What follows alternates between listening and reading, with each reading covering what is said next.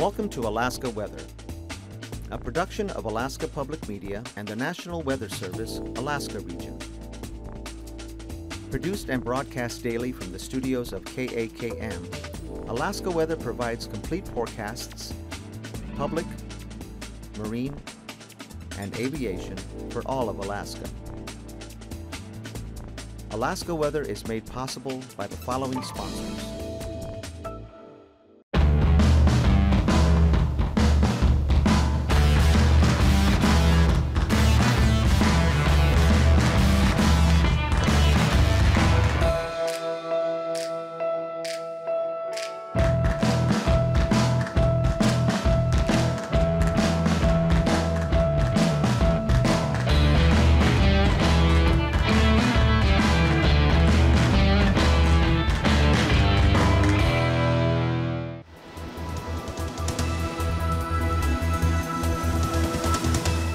The National Weather Service.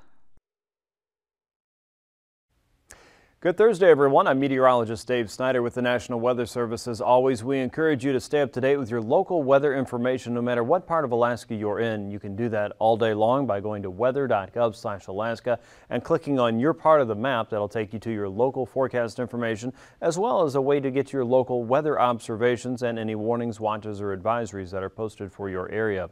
You can call us on the weather info line at 800-472-0391. Find us on Facebook, Twitter, and on YouTube during the day. About 3:45 to 4 o'clock, you'll get your daily afternoon map briefing. You can find that on YouTube. It's free. And if you type in AKwx, you'll be able to find that from the National Weather Service office in Anchorage and Fairbanks.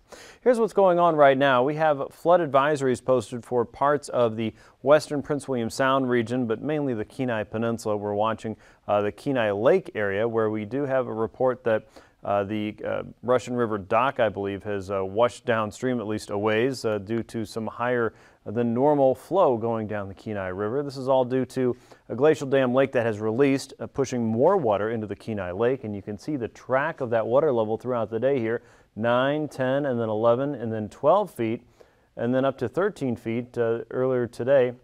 And it crested around, we expected it to crest about 13.69 feet, and we expect improvements to continue throughout the rest of the afternoon and into tomorrow. But right now, the water levels are high. They are expected to continue to improve in short order, but if you're in that area and you see flooding on roadways or around the lake area, especially side roads there, make sure you don't drive through them, as the water level still could be changing for a little while, but is expected to improve in, again, short term.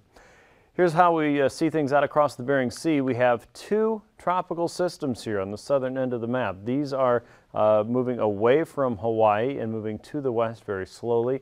The overall event from this will be to add moisture up into the Gulf of Alaska, and you can see some of that being peeled off from one of the typhoons into the Gulf of Alaska right now. That's adding more of that tropical moisture that really makes weather systems across the Gulf, and especially in southeast and south central Alaska, a little bit more wet, and sometimes a moderate to a heavy rainfall can be a result from that. You can see that moisture stretching northward into southern and southwestern Alaska.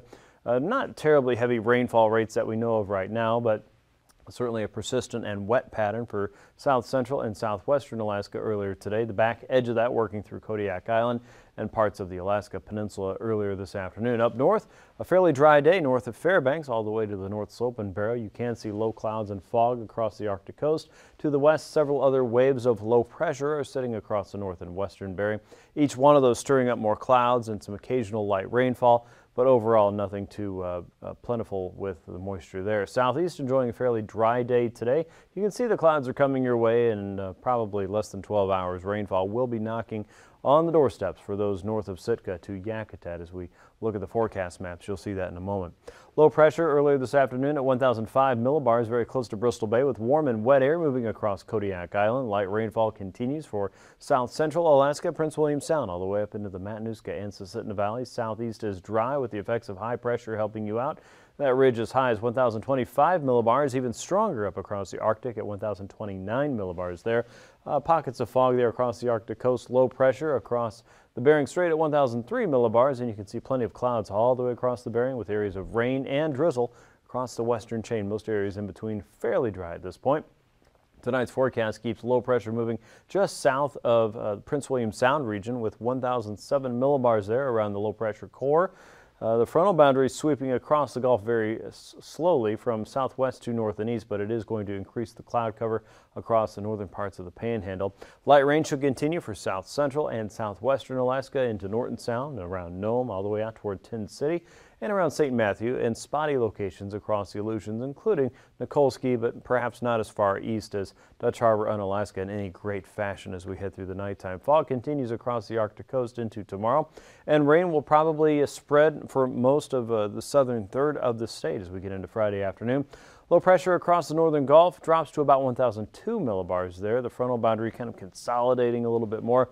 And you'll notice rainfall rates could probably pick up a little bit more, moderate to occasionally heavy rain across the northern Gulf. Not too uncommon in this type of weather pattern, and certainly not with the moisture available, again, from those typhoons we saw across the central and western parts of the Pacific.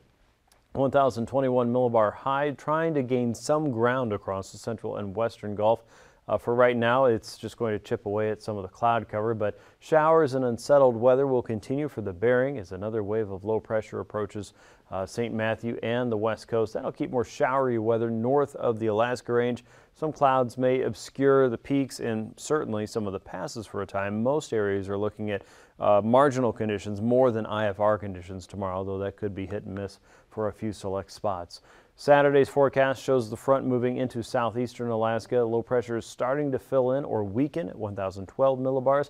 But we're going to see another wave develop here across south central Alaska. They may not stir up a whole lot of precipitation initially, but it should keep the clouds and showers going, especially around the mountains. So not really a full clear out following this latest round of rain.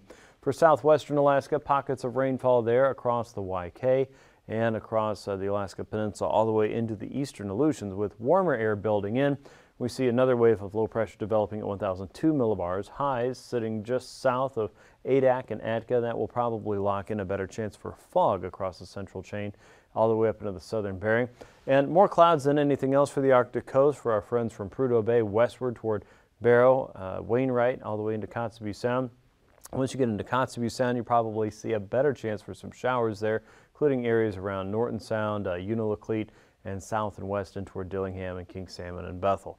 Most other areas across the northern interior, with the exceptions of friends around Fairbanks and just south, probably seeing a fairly dry start to the weekend there. Conditions will be a little bit cooler, and we've seen some beautiful shots from the Denali area where snow apparently is on the ground around the Isles and Visitor Center. So winter is coming for sure.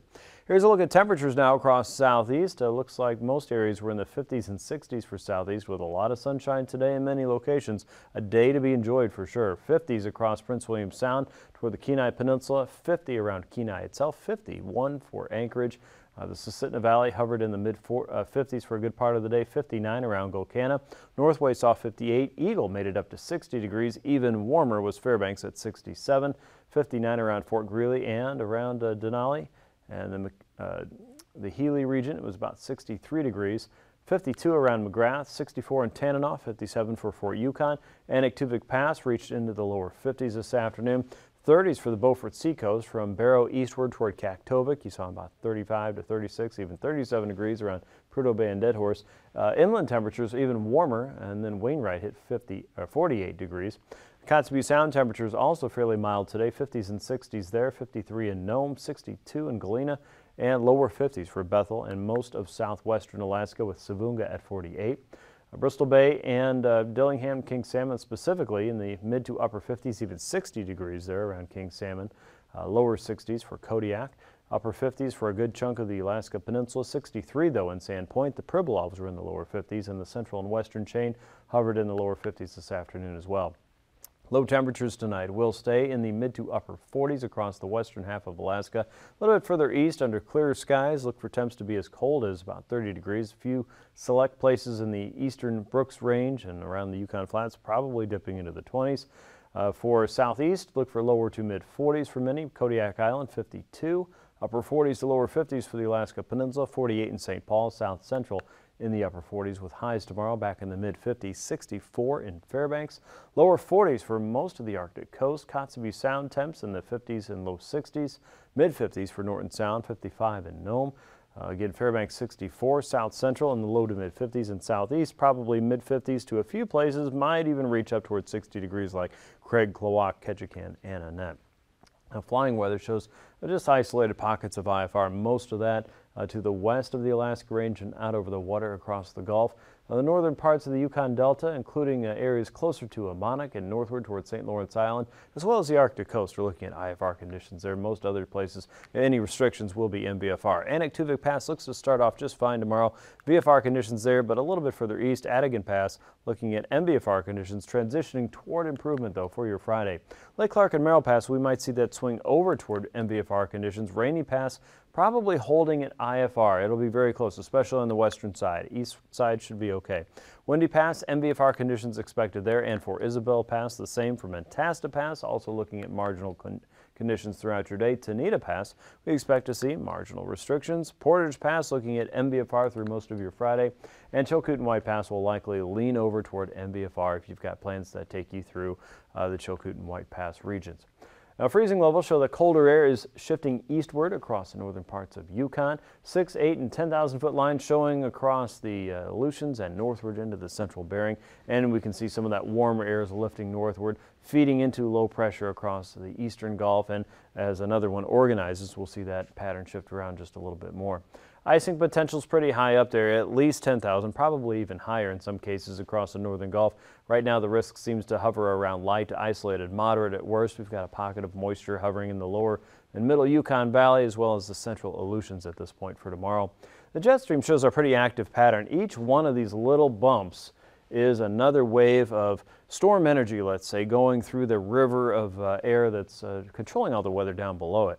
So as each one of these ripples comes through, the surface weather is disturbed, it gets organized and reshifted around, and each one of these waves is helping to send another wave of precipitation into southeast and into southwestern Alaska, and each one of them has the potential of grabbing just a little bit more colder air, the main storm track just a little bit further south. High pressure right now kind of splitting up that flow, and the main core of cold air isn't really tapped into this overall pattern right now, so kind of catching a little bit of a break as we head into the core of fall.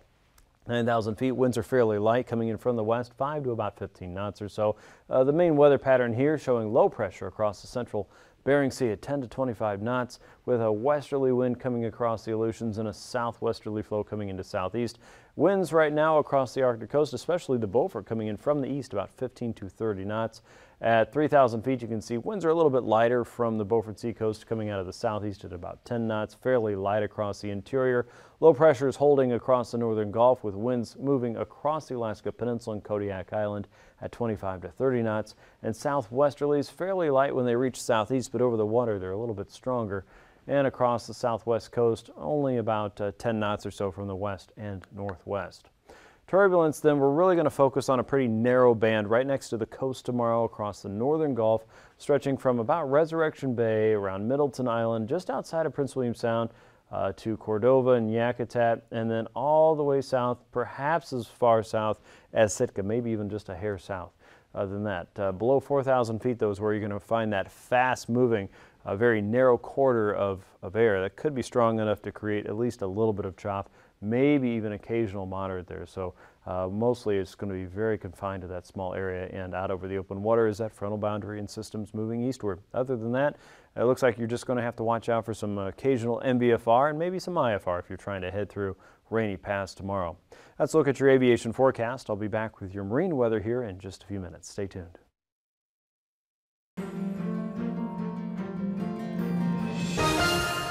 Welcome to another edition of Alaska Weather Facts. I'm meteorologist Dave Snider, and joining us once again is our good friend Eric Stevens from GINA, the Geographic Information Network of Alaska.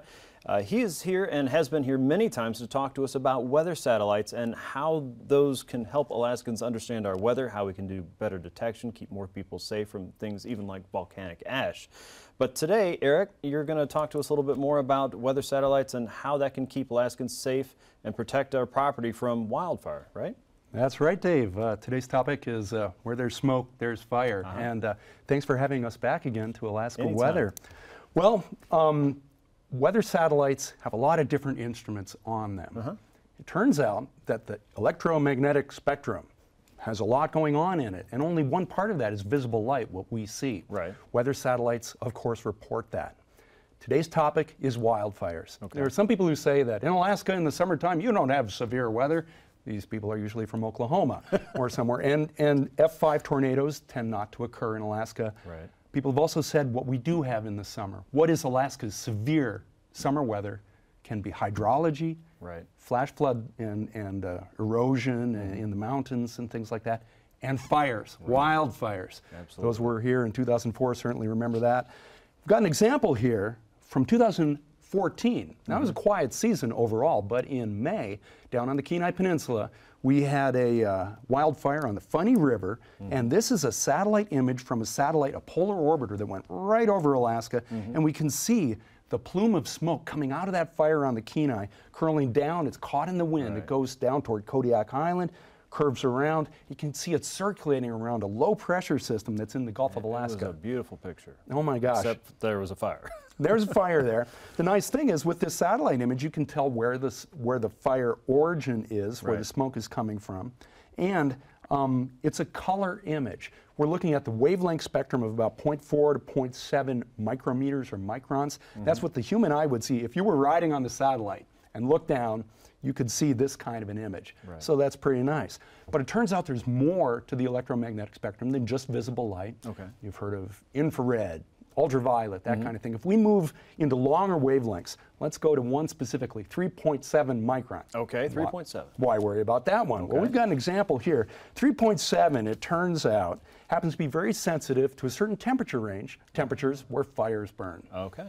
And so we've got an example zoomed in a little more from that same Funny River fire down on the Kenai Peninsula, and we can see that you get up into a few hundred degrees Fahrenheit, and that's where the colors are. We can see there on the Funny River fire to the west and to the east, almost a horseshoe shape there, is not only we're seeing where the fire is in a general sense, but specifically where it's the active fire That is where front. it's burning right now. And it's Amazing. 3.7 microns is the important temperature there. Okay. That's right. So this is really important to firefighters on the ground, people that are making plans and directing the firefighters on where they need to go and cut the trenches and keep people safe. You know it. If you want to fight that fire, you got to know where it is. Okay. You got to know the leading edge. We've also got a movie loop, nothing quite like animating it in time. Yeah. You can see the fire spreading out over time with a succession of film or a succession of images. Now this is one channel, 3.7 micron. You know, we looked at that color smoke image before. Right. And that's actually a red, a green, and a blue. That's how you get color imagery. What if you took 3 different wavelengths in the infrared? You went from like 2.2 micron, 1.5 micron, up to 3.7. You mix them together, you get this other kind of color image, which is even a better way to sharply bring out the details of where that leading edge of the fire is. Okay. You'll note, though, in the infrared, guess what? We don't see the smoke. That's too bad. And on these movie loops, you can see the clouds go by. These channels can't see through clouds. The lesson is there's no one perfect solution. You got to have the visible, you got to have some of that infrared single 3.7 channel, some of the infrared mixing to help get a different perspective. Another one, we've talked before about a fun channel called the day-night band. Yes, one of my favorites. Oh yeah, and in Alaska in the winter, it's great. We've got all this darkness. The day-night band is so sensitive to seeing light, you can see features that otherwise aren't available. Now in Alaska, when you have a forest fire, it tends to be light out all the time. It's our summer. But we can go down south to the Rim Fire in California in 2013. Now, okay, it was in California, not Alaska, but Alaskan crews went down to fight that fire, so we can talk about it here on Alaska Weather. Here we have a 3.7 micron channel shot of the rim fire, again, kind of a horseshoe shape, showing that active fire front down there. And then we'll look again to the day-night band, the visible light, and then you can see how the fire is all bright. You can see the active fire front and actually the city lights over there too. Turns out that the cities, while they're active in a social sense, are not really hot in a fire sense. So they don't show up in the 3.7 micron. They're not hot like a fire is, but the fire in the cities look the same from a visible light perspective. And a fun thing here too is that we can see the smoke plume going north from the rim fire on the day-night band. So if we were ever to have, like in 2004 in Alaska, you get dark at night, we still had an active fire season that year. Right. That was, you know, that really bad year. The day-night band didn't exist then, but if we had fires now in August, we could use it then. The lesson here is weather satellites. They offer many different wavelengths of light. Some are used for different purposes, and some of these we just looked at tonight are especially helpful here in Alaska to find and to track the behavior of these wildfires so the crews can go out there and do their jobs. Sure, sure. So a satellite toolbox for the firefighting crews and the fire weather forecasters, and it just underlines how important satellites are, especially for Alaska and our mission for the National Weather Service to protect life and property, and also to enhance the national economy. So wonderful stuff there, Eric. And people can look at pictures like this anytime by going to gina.alaska.edu. You'll find images there all around Alaska at various times of the year, and not just about fire weather, but volcanic ash and smoke and anything else you want to check out. They're always beautiful pictures and always interesting to look at no matter what time of the day. Thanks again for joining us, Eric. We appreciate it and welcome you back anytime. For this edition of Alaska Weather Facts, I'm meteorologist Dave Snider. See you next time.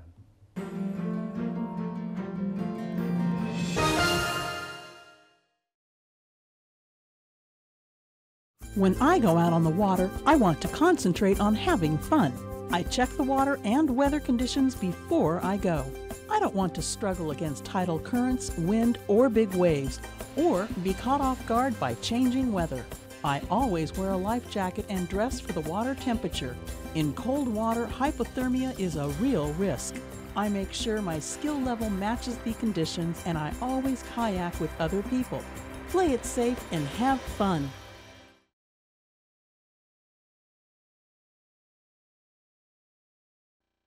What a beautiful day to be on the water. But are you playing it safe? Avoid boating alone. Let a friend or family member know your trip plan. Be aware of boat traffic navigation rules and give motorized vehicles a wide berth. Be especially careful near docks and marinas. Have a marine radio in case of emergency. And always wear your life jacket. Remember, play it safe and have fun.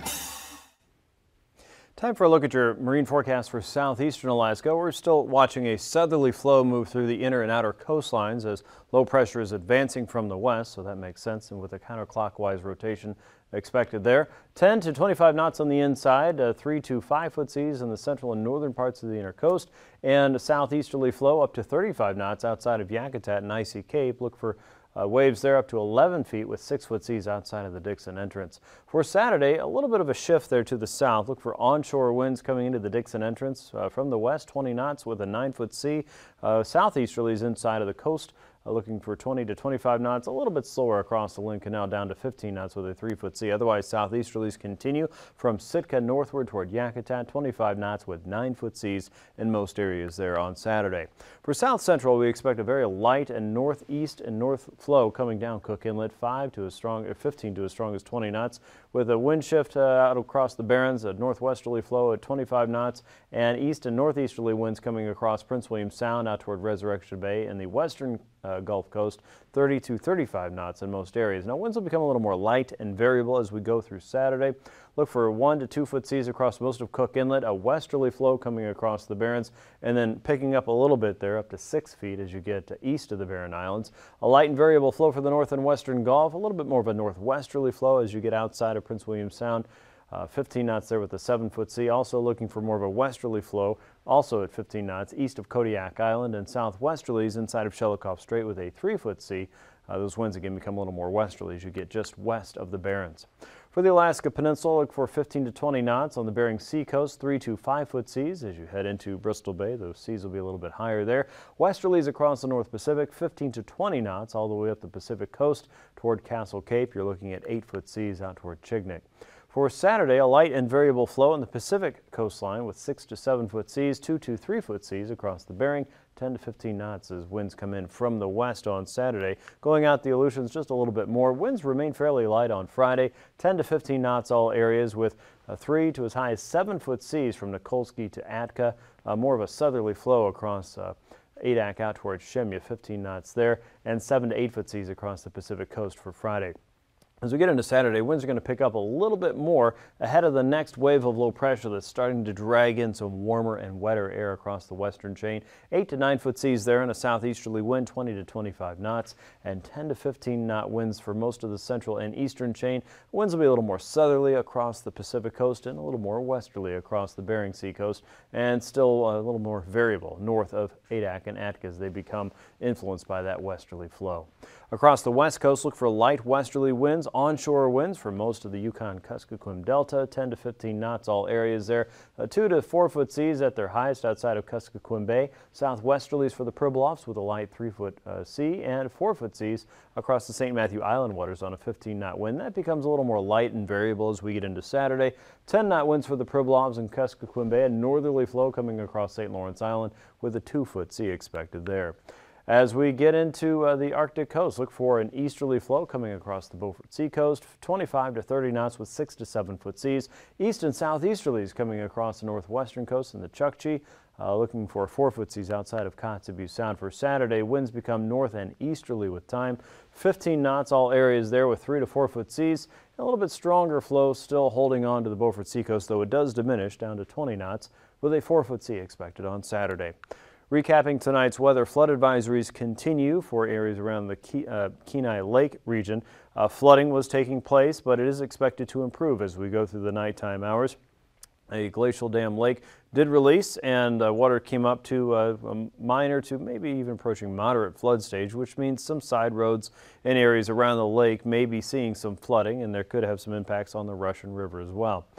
Pockets of moderate rainfall are expected to continue through the night for south central and southwestern Alaska. Southeast clouds will continue to increase for your region. Eventually, rainfall will spread in for areas from Sitka northward toward Juneau and west toward Yakutat. You should expect to see a moderate to occasionally heavy rainfall, especially for the northern Gulf Coast. Winds will be a little bit stronger wrapping around the northern edge of this low, and if you're expecting to fly between Juneau and perhaps Prince William Sound or on into Anchorage, you can probably expect some chop and some bumps along the way as you fly across the northern Gulf Coast, but in a very thin margin very close to the coast itself. Rainfall will continue out in southwest, but gradually break up a little bit more as we head into Saturday. Showery but cloudy weather continues in south central with sunshine in the north. Thanks for watching. These forecasts are to be used for planning purposes only. Call 1-800-WX-BRIEF for a formal pre-flight briefing. Always file a flight plan before you go flying. The U.S. Coast Guard Auxiliary urges you to leave a float plan with a friend or the harbor master before you go boating. Alaska Weather is made possible by the following sponsors.